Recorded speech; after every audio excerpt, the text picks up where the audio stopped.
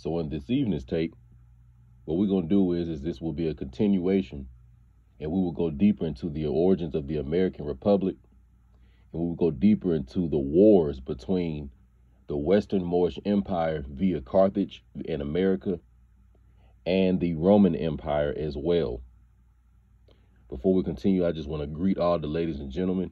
Of course, it's your boy Blackbeard, and I hope that you got a pen and paper with you as well, because tonight we will be having to take some notes so we can do further research and look into these things when the tape is going off, all right?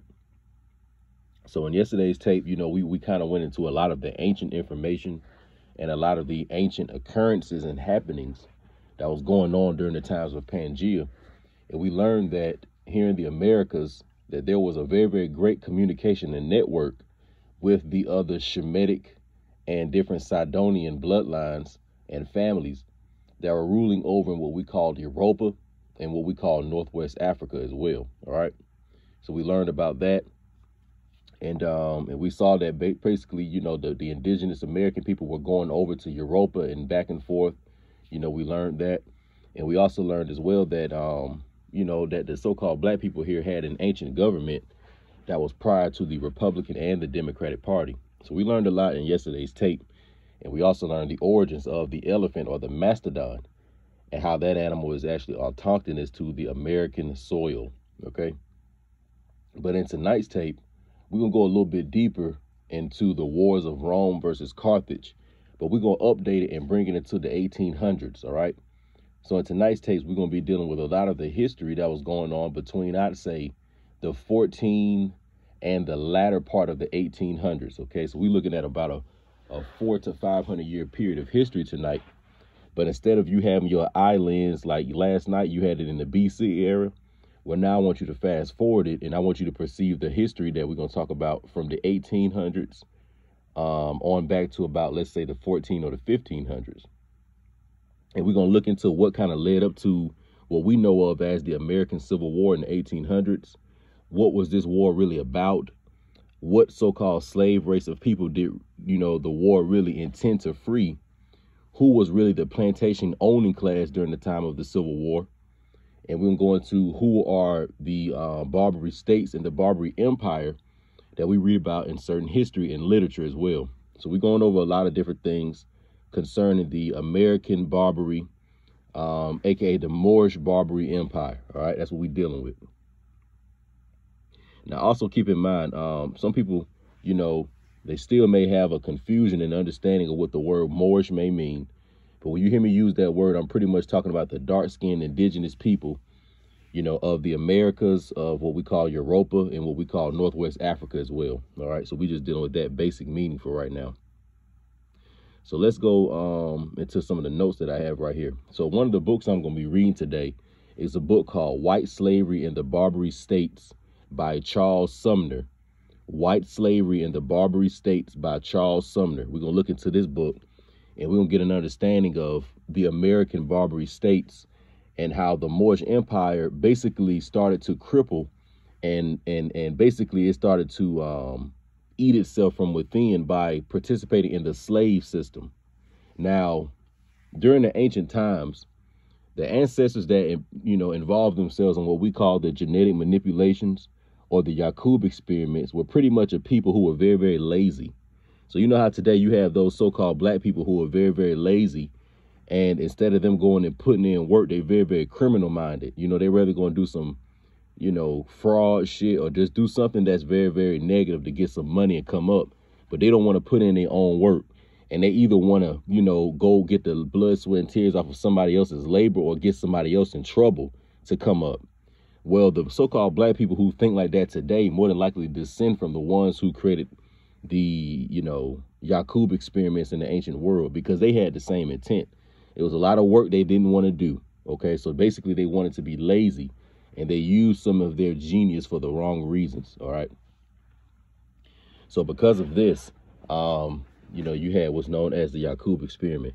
Now, I kind of brought that up because slavery, is when you have another person, whether they are a human being or a non-human being, and you pretty much are taking this person beyond their, in other words, you're You're forcing this person to do something they don't want to do. You know, everybody has the right to be on this, you know, earth and, I guess, pursue, you know, happiness and stuff of that nature. So, you know, I don't get me wrong. Like, although Blackbeard is very, very, you know, brutal when it comes to certain things, but I don't believe in slavery. You know, whether it's the Moors doing it or whether it's Caucasians doing it, you know, I don't have a slave master type of mindset. But what we have to remember is that during the times of the Civil War, the so-called ruling class, you know, and the landowners that really had the land where the plantations were, you know, held, where the work was being done, they were held by so-called black people. All right. So this practice of slavery has been around since the ancient world. And, you know, since the times of Rome and Carthage, believe it or not, the pale races of people, or the Slovenian or the Slavic races of people, because all pale people are all Caucasians, all WIGHT people, they all are Slavics, or they're all are slaves. So that term slaves comes from the Slovenians, and the Slovenians are all the different Germanic tribes that descend from the Neanderthal hominids who were, you know, spawned in the Yakub experiments, okay? So just keep that in mind, that the term slave, you know, is actually talking about the WIGHT people. And they were the ones that were used for, you know, a lot of the hard labor, and they were really the beast of burden, you know, in the medieval world and a lot of the world, you know, before that. So in, you know, Europa, you had this practice of slavery of Caucasian WIGHT people. You had it in the so-called Middle East. You had it in the Tatarian Empire over in Far East Asia. And also you had it in Northwest Africa and what we know of as Moorish Barbary in Northwest Africa or over in Carthage. But a lot of our, you know, brothers and cousins that were over there doing this practice, you got to remember they were getting very, very wealthy from it. Because think about it, when you'd have the whole slave thing, you pretty much got somebody working for free. So you get to capitalize all the profit and you really don't have to give them anything. So these Moors across the Atlantic Ocean, they were getting very, very wealthy from this practice, you know. And then the Ottoman Empire, the Osman Ali Empire, it got very, very corrupted. Then it started to depend on slavery as well. So they started to go on all these slave raids throughout Europa, and they capturing and kidnapping all these Slavic, you know, white people pretty much, okay, who were really just pilgrims and, you know, and serfs and stuff like that. You know what I'm saying? So they kidnapping these people and they putting them into the slave quarters and stuff, and they selling them in Tunis. They sell them in Algeria. They sell them in Morocco, and a lot of the different European noble families that were Moorish, that were part of the Scottish, you know, they were part of the Celtic families over up in Germany. But they were pretty much purchasing these Caucasian slaves from the Moorish Empire down in the South, okay? So when Great Britain was getting a lot of their Caucasian slaves, because remember the original stewards of Great Britain, the original Washington bloodline of Great Britain, these were all dark-skinned Moorish people. And yes, they did participate into the slavery thing as well. And a lot of their slaves were Caucasian people, okay? And so, you know, so they had these Caucasian slaves, and a lot of them, they would, you know, ship them over here to the Americas, and they would have them work on their plantations, and they would also send them to the islands as well in America and have them work on the sugar fields and stuff like that. You know, send them over to Mexico, had them going to the caves and the mine and stuff like that. So they were being sent in different parts of America to work. And you got to remember that a lot of the indigenous American people who were here, we necessarily didn't have a slave culture. A lot of us would, you know, living off the land. You know, people were having a lot of children and we would go and work our own land. But that whole idea of, you know, importing these Caucasian foreigners and using them to work on our plantations, we weren't really doing that at first in like the 1300s, the 1400s. That wasn't really much of a practice. But we started involving ourselves with our European, you know, distant relatives when they started coming into 15 and 16, 1700s. You know, when they came over here, they also came with a slave practice. So when they came over here, they would meet up with us. You know, we would rent them land. We would lease them land. So the 13 colonies, you got to remember, that was leased land by the indigenous Americans to their Moorish, you know, cousins over in so-called Europa. So the Great Britain, or what we know of as the United Kingdom, all right, or the so-called British Crown, that was being led by King George and Charlotte and the Carolinas and all that different stuff. You got to remember the 13 colonies was leased land. They did not own that land. Those Moorish Europeans did not own that land. They leased it. They were basically renting that land from the indigenous people here. And there was a whole business that was going on. So that's what was happening. Those Moorish Europeans was coming over here. They would meet with the indigenous Americans. The indigenous Americans would say, okay, look, we got some land along the Atlantic coast that we can lease you all. We'll show y'all how to plant some crops that we grow here in the Americas. You can grow the crops on your plantations that we lease you. You pretty much just going to be responsible for your own labor, you know. And then once you grow the crops, you know, we can split the money, and then you can sell the excess back over in Europe and then sell it to people over there who don't have, you know, access to certain crops like you do here in America. So the Moorish Europeans would hear that. They were like, okay, that's a pretty good deal. Let's do that. So as hundreds of years was going on, this was the exchange between the two royal houses. You know, you had the Moorish royal houses of America, and then you had the royal houses over of Europa. But one of the things that started to be exchanged was that a lot of the indigenous Americans started to see like, well, wait a minute, we probably could get more profits if we had cheap labor. So now you have indigenous American tribes starting to get this idea of, well, what if we start doing the slavery thing? What if we start finding denationalized, you know, Negroes who were coming from over in Europe? Or more importantly, what if we start importing white Caucasian slaves like our cousins are doing on the 13 colonies?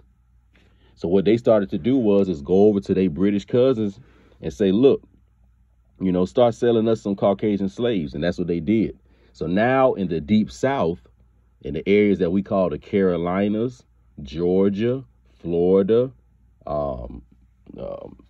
Alabama, Mississippi, Louisiana, pretty much the whole Southeast. Now you're starting to have a lot of Caucasians being brought down south to work on the plantations in the South. And you got to remember that the plantations on the South were owned by the landowners that were in the South. And that were the indigenous tribes in the South. So really, when they talk about these different Native American tribes, these are the landowners. And believe it or not, they were the ones owning the slaves. OK, most of the time. Now, also, you got to keep this in mind, too. Not all the Moorish European families were into slavery. Not all the Moorish American families were into slavery. Not all the Moorish families of Northwest Africa were into slavery. So I don't want to make it seem like all the Moorish families were into that, because they weren't. It was just the ones that was lazy. You know what I'm saying? So you had that going on. And also at the same time, you had the disgruntled, jealous Moorish families. So think about in the Old Testament how you always have that jealous brother. You know, Cain jealous of Abel, Ishmael jealous of Isaac, Esau jealous of Jacob. You know, now Caiaphas and Yeshua were not brothers, but Caiaphas jealous of Yeshua. You got these Moors jealous of other Moorish men. And that also causes a lot of the fighting as well. So what you're going to see happening in Civil War is you're going to see a new government being created, and you're going to see the slave class being freed so they can be the citizens of this new government. And you're also going to see the disgruntled indigenous Americans help free some of these slaves as well, through what you all know of as abolition, and also what you know of as the Boule, Prince Hall Freemasonry, and certain secret societies, fraternities, and sororities. We're kind of going to go over a lot of history, all right? So the first thing I want to do, I want to start this thing off by reading in the white slavery and the Barbary, in the Barbary states, all right? We're going to start in this book, and we're going to kind of just bounce around, and we're going to move forward.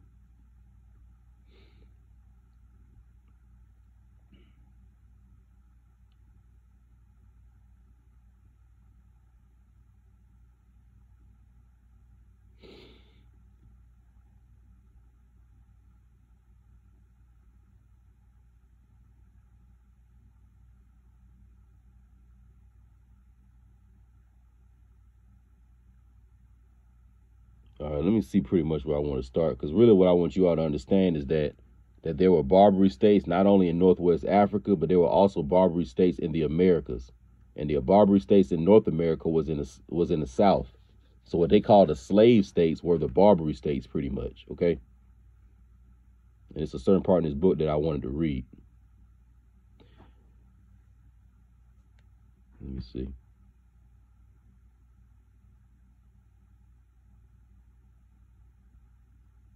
All right, listen to this real quick.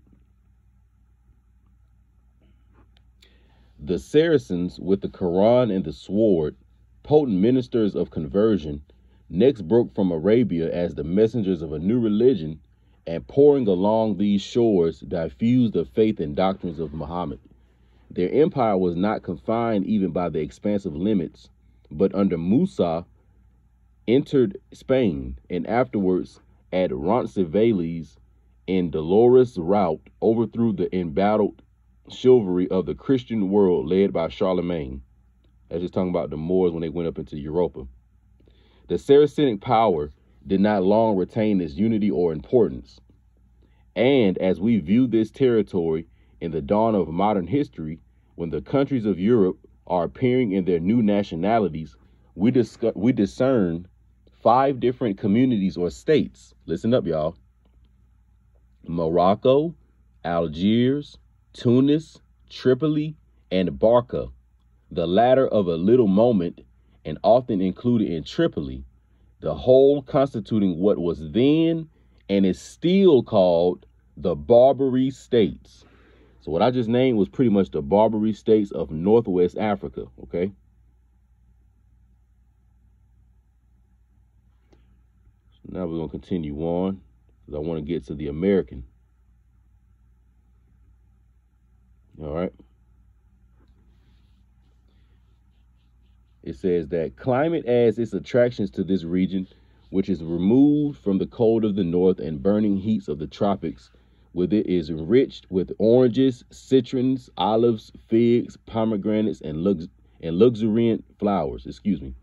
Its position and character invite a singular and suggestive comparison. It is placed between the 29th and 38th degrees of north latitude, occupying nearly the same parallels with the slave states of our union. Listen up, y'all.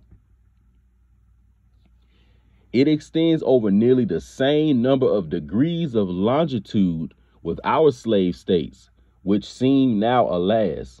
So what this author is doing is kind of comparing the longitude and some of the geographical locations of the American slave states and the Northwest slave states, okay, of so-called Africa. Now listen up. It is supposed to embrace about 700,000 square miles, which cannot be far from the space comprehended by what may be called the Barbary states of America. Okay, the Barbary states of America. So when you hear the Barbary states of America, think about the so-called slave states. Because now that you understand that the landowners in the South were the Moorish or the dark-skinned people, now you know that all the slave states was where they was owning land, and pretty much they was holding white slaves as well. All right. And most of those abolitioners that were both Negroes and that were Caucasian, they were trying to free them. Okay. So it says that they are each washed to the same extent by ocean and sea, with this difference that the two regions are thus exposed on directly opposite coasts. The African Barbary being bounded in this way on the northwest, and our American Barbary on the southeast. So what I want you to think about is this. The Northwest Barbary of Africa, think about it. When we think about the Moorish Empire of Africa, it's the Northwest, right? It's that horn. Like I said, Algeria, Tunis, Libya, or Carthage, Morocco. You're thinking about that Northwest horn of Africa, right? So that's the Moorish Barbary of Africa. But when you think about Moorish Barbary of America, it's the southeast, Georgia, the Carolinas, Florida, Virginia, Alabama, Mississippi, etc. All right, because think about all the different tobacco farms of Virginia that Powhatan and Pocahontas and them different indigenous Moors of Virginia that they owned. They had white slaves working on those tobacco farms. All right, so when they tell you that story of Pocahontas, you know, freeing John and all these different people, these people were slaves, and the Moorish Powhatans, they were killing them, you know, pretty much. You know, so he was a slave. All right, so this is the last part that I wanted to read. I introduced these comparisons. Remember now, the author's comparing Moorish Barbary of America to Moorish Barbary of Africa. I introduced these comparisons in order to bring home to your minds as near as possible the precise position and character of the territory which was the seat of the evil I am about to describe. So what he's saying is that the evil of slavery was started and originated in Moorish Barbary of Africa and Moorish Barbary of America. All right. It might be worthy of inquiry why Christian slavery, banished at last from Europe, banished also from that part of this hemisphere, which corresponds in latitude to Europe, should have entrenched itself in both hemispheres between the same parallels of longitude. Now, this is the part you got to get right here.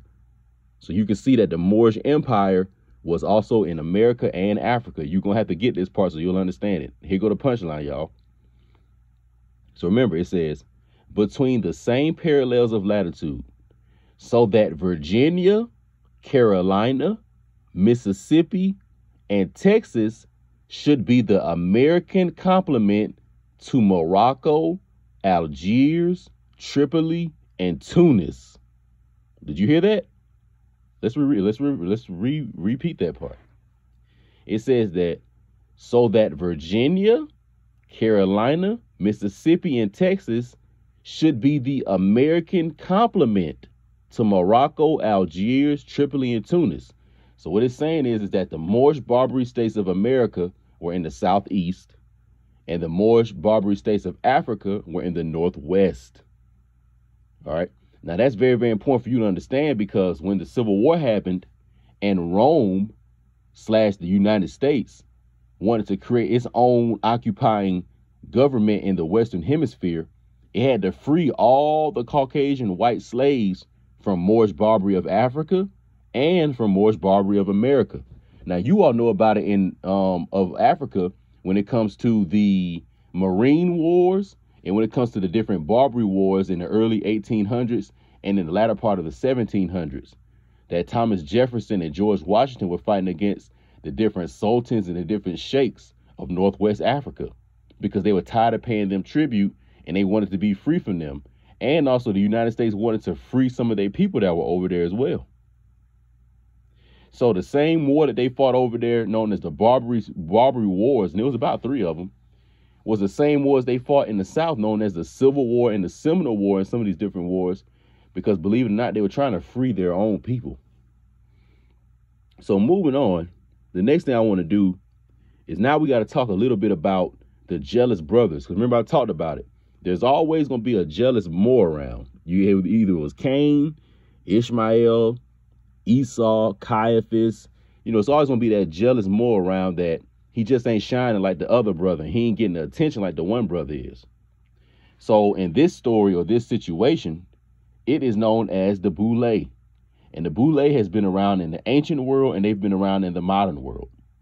Now, in the ancient world, we're going to kind of look at the Boule as being those descendants of the people who created the cult of Nimrod. And we're also looking at the Boule being the descendants of those Pharisees and Sadducees who were under Caiaphas during Roman occupation. So the Boule goes around, it has been around since the BC era, and it actually goes back to the different Grecian states. Okay, so the Moorish Empire of known as Macedon and Carthage, they were battling against the Boule, which you all know of as the Punic Wars, and even before some of those Roman states were even created.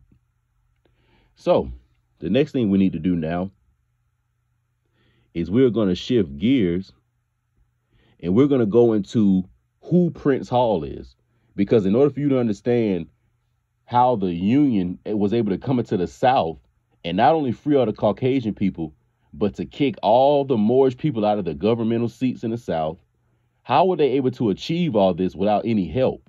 If these people were just serfs and pilgrims and just came over here on boats, how did they get free and create their own government? Like, where did their army come from? Was there people already on the land that was helping them? And it was. So when you all read these stories and you see that there were certain Native American tribes that were helping the United States Army, when you read about the Buffalo Soldiers that were helping fight in the Union, okay? And when you read about the Black Freemasons that were helping the United States, these were the indigenous American people who were already here that helped them get free. So remember, they were also the abolitionists. So they looked at it like this. The Boule people looked at it like, okay, we've already been jealous of these other Moors in the family who we really just don't shine like. You know, like I said, Esau always been jealous of Jacob. So what I'm going to do is, as Esau, the jealous one, I'm going to go to the slave house and get all these Caucasians that used to be slaves, but I'm going to free them. and I'm going to clean them up. I'm going to teach them how to fight. And then I'm going to send them to go fight my Moorish brother who I'm trying to steal land from. And that's pretty much what was also going on in the South during the Civil War. And the Boule, who actually people think is under the white secret society, is actually on top of the white secret society. But what they are doing is they are playing a game to make the public world think that the Caucasians are ruling everything. Now, this is some very, very occult science that the Boule is working with, but believe me, this is what's going on. So real quick, let's read about this guy named Prince Hall, because all Negro, Black, African-American, or in other words, all denationalized indigenous Moorish people who are not under their own vine and fig tree, and they call themselves United States citizens, most of them that get in prominent positions of Rome and Babylon, they may be in a black secret society or fraternity or sorority, all right? And all of the fraternities, secret societies, and sororities, when they start getting to the upper echelons of it, it's pretty much recommended that they become a Prince Hall Freemason. Because believe it or not, if they are a so-called black person, there's only two ways you can do it. You can either be the real indigenous Moorish American, which you always were, and that has nothing to do with Freemasonry. Or you can go down the other road and be the denationalized Prince Hall Freemason. So let's read about who he is real quick. Prince Hall, born 1735/1738 and died in 1807, was an abolitionist and leader in the free black community in Boston. He founded Prince Hall Freemasonry and lobbied for education for African American children, and was also active in the Back to Africa movement. Now, you got to keep in mind that even though they're saying that this man was an abolitionist and he fought, for a free black community and all this different stuff, he may have not been really for the greater good of all so-called black people. He could have had an elitist mentality, all right? Prince Hall tried to gain New York's enslaved and free blacks a place in Freemasonry, education, and the military, with which some of the most crucial spheres of society in his time. Hall is considered the founder of, quote, Black Freemasonry in the United States, known today as Prince Hall Freemasonry. He formed the African Grand Lodge of North America. Prince Hall was unanimously elected as Grand Master and served until his death in 1807. So before we go on, let's look at this. It said that Prince Hall tried to get all the enslaved and free blacks and tried to get them to be Freemasons. Now, this is what you got to ask yourself. Did Prince Hall know about his real nationality? And why was Prince Hall active in the Back to Africa movement?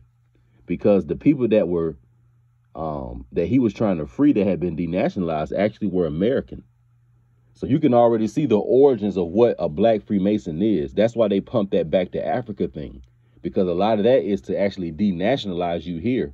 And they get money from Rome and the United States for helping do that. So was Prince Hall part of something like that? Once again, Blackbeard don't fully know all the answers, but we have to ask ourselves these questions. So let's move forward.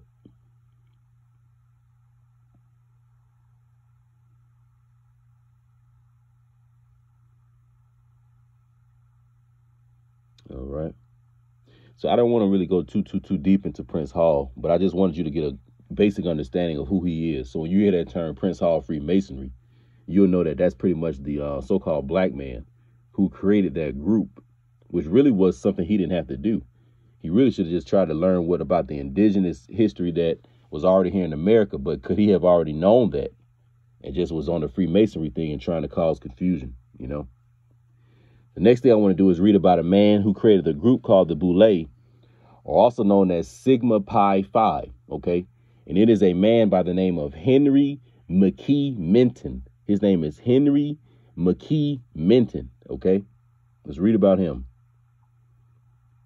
Henry McKee Minton was an African-American doctor who was one of the founders of Sigma Pi Phi and was superintendent of the Mercy Hospital of Philadelphia for 24 years.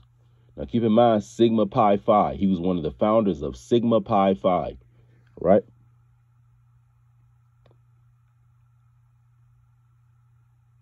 Sigma Pi Phi. On May 15th, 1904, Minton co-founded Sigma Pi Phi, also called the Boule, the first black Greek letter fraternity. The other founders were Algernon B. Jackson, Edwin C. Howard, and Richard J. Warwick. At that time, fraternities were important in helping people develop contacts that would assist them in their careers. The Boule was to grow into an exclusive and influential national organization. Minton gave the purpose as to bind men like qualities, taste, and attainment into close sacred union, that they might know the best of one another.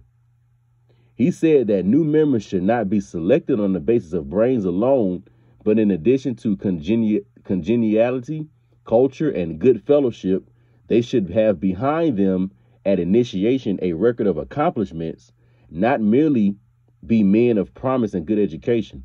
Minton was the first grandsire archon. That term archon is very, very important. He helped organize the second chapter in Chicago in 1907. Sigma Pi Phi is the oldest surviving black letter fraternity with 5,000 members as of 2008. So what you need to understand is this. On May 15th, 1904, this guy, Henry McKee Minton, and several other amalgamated Negro men started this black secret society. Now, this is what I have to add into it. This secret society was started, but these men actually were financed, and they were given order and instructions of how to do this by a man by the name of John D. Rockefeller, okay? So this is what I'm about to do right now. And you all can do deeper research on this, because these family names, you know, when you look them up, basically you're going to see that they're involved in a lot of different industries. And these are some of the different Caucasian families that, you know, were freed, you know, during the Civil War. And once they were freed, and they bleached into certain royal families, and they kept this power all up until today. So most of these ruling families you see today, and these names that I see today, when you look them up, they're going to be Caucasian people.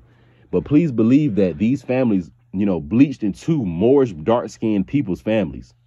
But they just kept amalgamated with Caucasians, and that's why today they look Caucasian. So in 1904, on May 15th, the Sigma Pi Phi, or the Boule, was started. But what you need to understand is that the Boule was started with John D. Rockefeller money. John D. Rockefeller is a Caucasian man. Okay. Now I'm going to name a few of the other families that support not only the Boule, but they also support the different Greek fraternities and sororities that so-called black people get themselves involved in when they go to college. Because what you got to understand is that Prince Hall Freemasonry, the Boule, and these Negro fraternities and sororities are all recruiting grounds for the white ruling elitists to know who they can trust as the gatekeepers to basically block all so-called black people from really figuring out who they are and taking over America again. All right. So they really are the guard dog for the white fraternal order, really, in certain aspects. You know what I'm saying? And they've degraded themselves because they once were part of the original, you know, ruling families of America. But they had so much hatred for their Moorish family members that they rather help the Caucasian people get power and just be up under them. So let's read some of these families, okay, that support not only the Boule, but they're financing a lot of these black activist groups out here like Black Lives Matter. And, you know, these are some families that are basically causing a lot of the problems in the world today. So some of these names you may have heard of. One of them is the Rothschilds. You all have heard of them. One of them is the Oppenheimers, Oppenheimer, the Oppenheimer family. The other one is the Lee family. You all know about the Lee dynasty over in Far East Asia.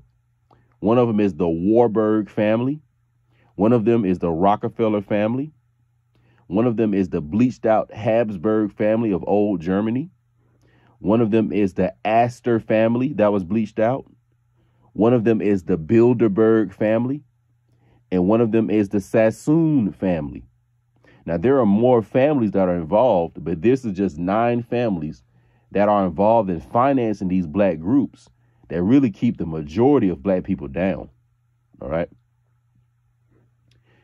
And they also finance a lot of these Prince Hall Freemasons as well.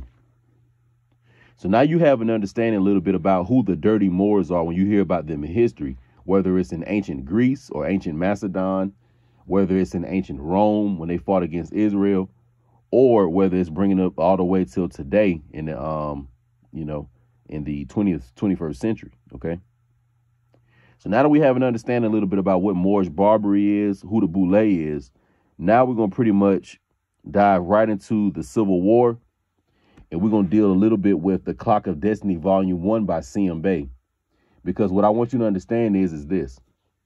When the different disgruntled Moorish families of the South who were haters, and they didn't like the other Moorish families who were really popping, what they did was they started to help free some of these Caucasian peoples through their little abolition acts and all this other shit. What these Caucasian people started to do was when they were freed off these plantations in the South, they started to say, look, these Moors are fighting against each other. So what we're going to do is we're going to consolidate ourselves as Caucasian people, and we're going to create our own movement and go against all of them. That movement was pretty much called the Union of 1853 through 1865. Let me repeat that. That movement or that union that the Caucasians made with each other was called the Union of 1853/1856. So let's read about that a little bit in some work done by the brother C.M. Bay. The manifestations of the Ku Klux Klan, or the Knights of Columbus, or the Knights of Columbus of the Ku Klux Klan. Okay, so also remember this. When Christopher Columbus came, that was the Ku Klux Klan. That was the Jesuit Roman Ku Klux Klan coming. Okay, so let's listen up. The Union of 1853 to 1865 was the manifestation of the Knights of Columbus and the Ku Klux Klan, of which involved some 500 million of the red or ruddy pale skin with long hair, which comprised 1/4 of the world's population of 2,160,000,000 people. The Asiatic nation comprised 3/4 of the world population, and the European nations of the Roman Cross Order of Mary and Christ comprised 1/4. All right, so that part I really just wanted you to get about. The Union of 1853 was the manifestation of the Knights of the Ku Klux Klan and the Knights of Columbus. Okay, so let's move on.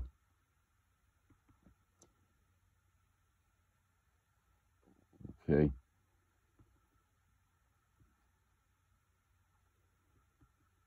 Moving on, get to where I want to get.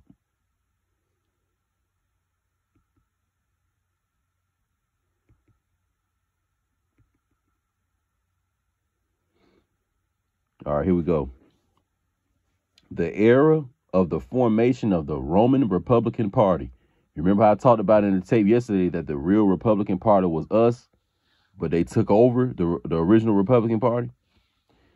In the year 1854, the, quote, white women, or the WIGHT women, all the Caucasian women that were the slaves, often referred to as the Daughters of the Revolution, endorsed the artistic painting of themselves and their sons, called Christ and Mary, and established a new doctrine that established the new doctrine of the only begotten Son of God and his mother Mary, by force, intrigue, ignorance, cruelty, seduction, bloodshed, and destruction. Here the foundation of the order of Christ was well laid in the Union of 1865. So now you're having an understanding of what the Ku Klux Klan was and what was really happening during the Civil War. What was happening during the Civil War is when these Caucasian people were getting off of these slave plantations, they were consolidating themselves as basically having the same skin tone, as all being Christian, and all of them believing in the amalgamated pale image of Jesus versus its original Moorish copper-colored image of Yahushua. And them pretty much saying that we're about to go against these people who have had us in slavery all these years. That's what the Union of 1865, 1854 to 1865 was. That was pretty much the formation of the modern United States that we really know about. Because the United States went in different phases. Yes, they first created it in 1776. Yes, they came back in 1781 and ratified some stuff. Yes, they came back in the 1790s and ratified some stuff. But they also came in the 1850s and did some stuff. And then they came back in the 1870s and did some stuff. And then they came in the 1930s and did some stuff. And then they came back in the 1960s and did some stuff. So they're going to always be updating, editing, and changing the Constitution and all this different stuff. But just keep in mind that as they're doing this, they are putting in their manifestos of the Union Order of Christ and Mary. Okay, keep that in mind. So let's move forward. Okay. So, all right. The Roman Union of 1853 through 1865 was what you all know of as the Civil War. Basically, the Caucasians getting their freedom from Moorish Carthage, or the Moorish Confederacy of the South. So remember, the Confederacy of the South was the Moors, okay? But you got to remember now, these Moors also had white slaves that was fighting for them. So these people like Jefferson Davis and all these other Caucasian Confederates that you all see in history, please believe that a lot of those guys were slaves and freed and accepted Masons who were released by probably certain Boule members and other blacks in the South that probably had certain power and had land. But don't think that Jefferson Davidson and all them was out there really fighting on their own behalf. They were fighting for the landowners in the South who were trying to fight against the invading Roman United States government, pretty much. Okay. So the Union States, or the Union United States, that was led by Sherman, bombed and destroyed the Moorish South. So when they tell you about General Sherman coming into the South with the Union Army, what he did was he came into the South and destroyed the Moorish Confederacy. He destroyed all the Black Wall Streets. He destroyed all the Tulsa, Oklahomas, all the Rosewood cities. You got to understand that Tulsa, Oklahoma and Rosewood, I believe that was in Florida, they were not the only states and cities. Like all across North America, the so-called black people had prominent cities and stuff. I ain't saying that all of them may have had banks and planes and all that, but you had hundreds and thousands, you had thousands of prominent black communities in North America.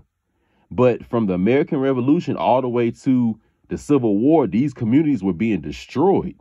And a lot of them were being destroyed by these whites who were getting off of these plantations, who were basically piped up by the Boule and piped up by the United States Army. Okay. So keep in mind that when Sherman came into the South, he really was destroying our stuff. And he was freeing the, Caucasians, putting Union Army outfits on them, and then sending them back to go fight the Moors.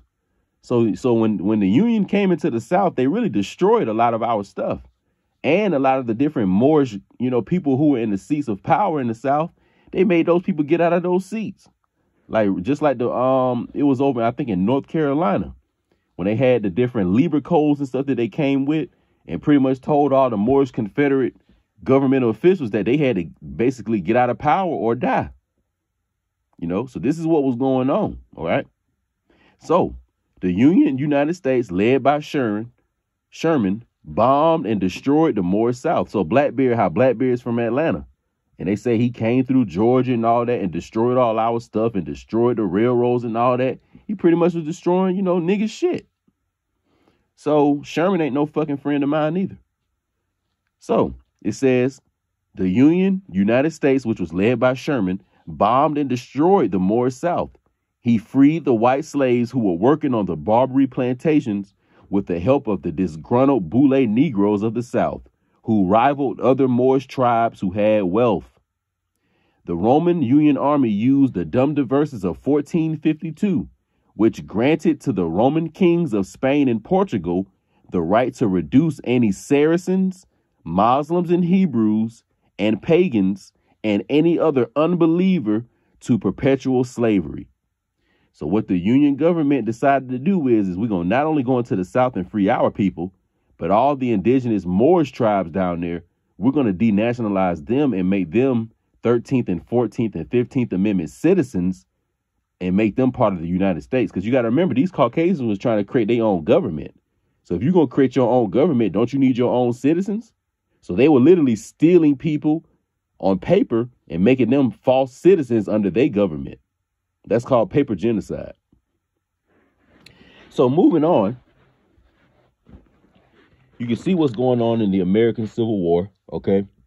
During the American Civil War, the landowners in the South were the Moorish indigenous people. And during the mid to late 1800s, that's when a lot of our great-great-great-grandfathers and, great-grandfathers 4 or 5 times removed, that's when they started losing a lot of their land and shit started getting fucked up. And how I know a lot of that's true, because that's in my own family history on my mother's side. And I know that from oral tradition. So let's move on. And this is the last thing, and then we're going to wrap it up. So as you can see in the Civil War, there was a lot going on to destroy the Moorish Confederacy, or basically destroy the Moorish Republic of the South. Because the whole thing behind the Civil War not only was about freeing the Caucasians, but it was also that war between the federal government, which is invasive and foreign, and the indigenous states that were part of the republic and had their own sovereignty. So it was that states versus the republic. I mean, the republic states versus the federal government thing, too. And the Moors that was in the South that owned land, that were independent, that knew that they was indigenous to America, they was like, we don't need the federal government coming in here and telling us what to do. We've been cool doing this shit for thousands of years. But, the federal government had their own plan. So that's what the whole war was really about. It was about freeing the Caucasian people. It was about denationalizing and basically degrading the Moorish people of the South who already had their own stuff. And it was all about the federal government basically taking over the republic, the American Republic that had been here since the ancient days of Carthage. Okay. It was also to erode that. So to wrap this up. So as I said, you have those 9 WIGHT oligarchical families that are working for the hidden, bleached out Holy Roman Moorish families. So the Boule has 2 factions. Those people that you see in entertainment like Oprah, the athletes, the singers and all them, that's just the Boule you see in the public eye. But the Boule that I'm really talking about are these bleached out Holy Roman Empire families that really have been in power since the 900s AD. And they've been going against the original Moorish families who were righteous since that time. And even though you may not see them ruling things today, they are underground. So I believe that these families like the Warburgs, the Rothschilds, the Astors, and the Lees, I think they actually have to report to this bleached out Holy Roman Empire underground that we really may know nothing about. Also, too, so that guy Henry McKee Menton, that Boule, he was working with people like W.E.B. Du Bois. And also, when you think about the Boule, I want you to think about eugenics as well, because they also were part of the Planned Parenthood, and they worked with people like Margaret Sanger to destroy and kill off the Moorish babies, okay? And that was part of the Herod eugenics program, all right? So all this stuff was pretty much about helping the foreign Roman government denationalize the indigenous populations. That's pretty much what was going on during the Civil War, the American Civil War, okay? So I just wanted to go into some history real quick and kind of add a part 2 to the crippling of Carthage. But in this part, you saw how it was crippling Carthage in the South through the Confederacy, because we had our own land. We were the landowners. And I don't agree with the slavery thing, but, a lot of people were involved in that. And it created a justification for the federal government to come in the South, and do what they did. And that argument about states' rights versus the federal government, that wasn't enough for those Moorish tribes to pretty much keep their thing together. So really them spiritually getting themselves involved in that slavery thing is really what messed them up. So, on this time around, I think as a people, man, we just need to get the thing right, work together as a people, you know what I'm saying, and just stay away from certain corrupt stuff, So it's your boy Blackbeard, man. Y'all stay tuned. I'm out.